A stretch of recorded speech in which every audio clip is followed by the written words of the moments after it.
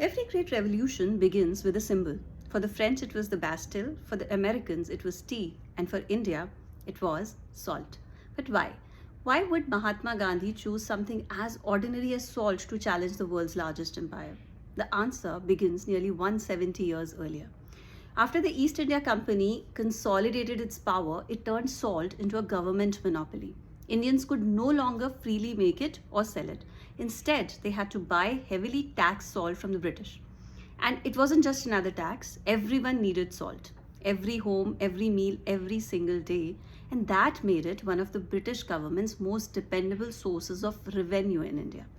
And to protect that revenue, the British built one of the strangest systems to control in history. It was called the Inland Customs Line. Imagine a customs checkpoint, not at a country's border, but running across the country itself.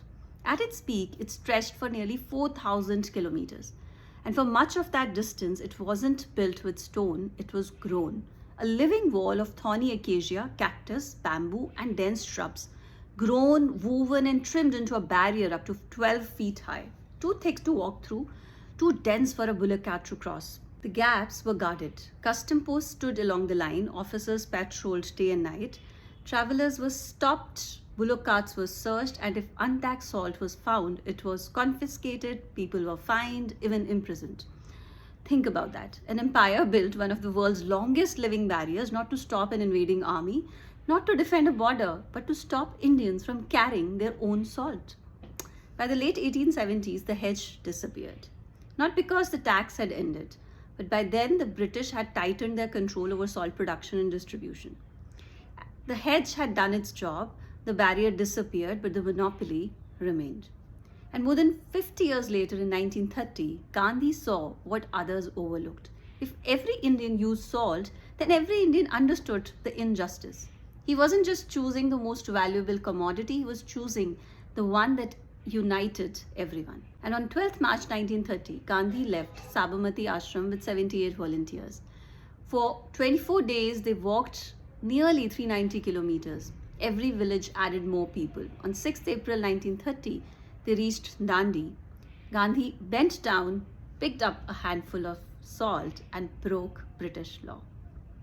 It looked like a simple act, but it wasn't. It challenged a monopoly the British had spent generations building. The movement spread across India.